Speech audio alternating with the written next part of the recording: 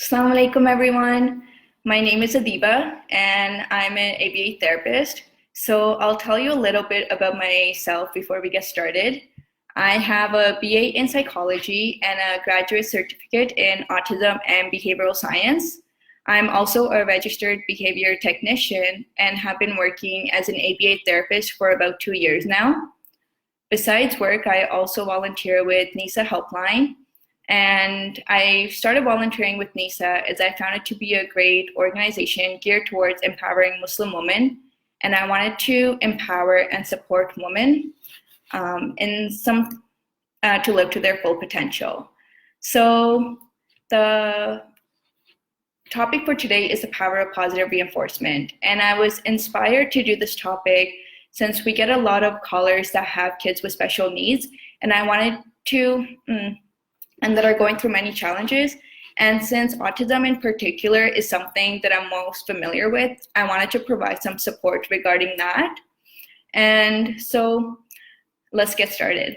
The positive reinforcement is when you're adding something to the environment after a behavior that increases the likelihood of that behavior occurring in similar circumstances in the future.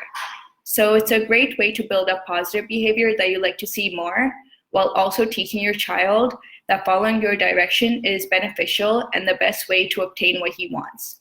And as we all know, every child is unique and learns in different ways. So what may work best for one child sometimes doesn't necessarily work for another. So my goal for today is to provide to talk about two general forms of positive reinforcement, the first then language and the token system. And these can be modified so it best fits your child's needs. So let's get the token first then language is to help with a specific task completion, and it's based on the pre-map principle, where first an individual engages in a less preferred activity such as homework, and then has an opportunity to engage in a highly preferred activity such as going on the computer. And this can be used throughout the day. So for example, first get dressed and then breakfast, or first clean up and then outside. And it's important to remember that you have to say what you mean and mean what you say. So if you instruct your child to do something, then don't allow him or her access to that reinforcement unless he has complied with your request. So initially, when you first start using the strategy, you can help them complete the task so that they know that the completion of a task signals the desired item. The second form of positive reinforcement is the token system. And this is where the child gets a token every time they engage in an appropriate behavior.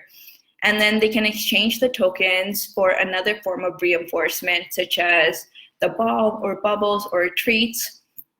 And this is to set the expectations and also build up positive behaviors. So before we implement the token system, there are a few steps that we had to take before. The first one is to set the target behavior. So what behavior do you want to see an increase of? For example, like eating all your food or cleaning up all your toys. The second one is what type of tokens are you going to be using? And it can be something such as like marbles in a jar or stickers on a paper. You can be creative with the type of tokens you're using and use what's most reinforcing for your child. The third one is the reward. So what reward do they get in exchange for that token? It can be something like the iPad or the ball or favorite toy train.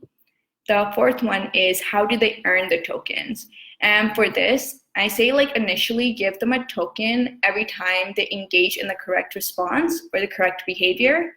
And then you can slowly build it up so that they get a token for every 2 correct responses or every 3 correct responses, and then slowly fade that out. The fifth step is how many tokens are needed for the exchange of the reward. So again, initially when you're starting this, use a lower number such as like 1 or 5 tokens that are needed to be exchanged for the reward. And as they get more used to and more proficient in their behavior, then you can increase the number of tokens that are needed to be earned. The next step is the time and place. So where's the exchange of the tokens going to take place? Do they get the token or the reward as soon as they get all their tokens, or do they have to wait until a specific time period, let's say until the weekend, to get access to that reward? And so when you first start using the token system, have a reward that's more easily attainable and something that they can get immediate access to, just so that they learn the association between the behavior and the reward.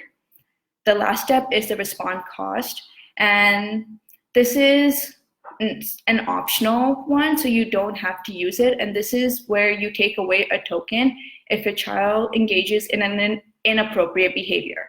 So say the appropriate behavior or target behavior is eating all your food. And if the child only eats half of it, then they get a token taken away from them. But it's important to remember that you don't use the response cost if the child does not have any tokens to begin with. And as I mentioned earlier, it's an optional, it's optional, so you don't have to use it, and instead you can just wait for the child to engage in that appropriate behavior again, and then they can get another token. So saying all that, when you're implementing this token system, it's critical that you be consistent, because that's the most effective way to see an increase in that positive behavior. If you only implement the token system some days and not the others, you're not going to see that increase in that target behavior at all. So I just want to thank everyone who joined me today.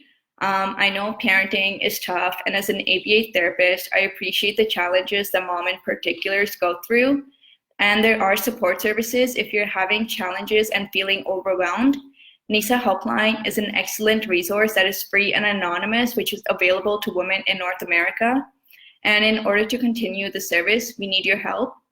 Donate today. You can find the link to the Launch Good campaign on the chat and on the Facebook page. And feel free to share this with anyone that may benefit from this. Assalamu alaikum.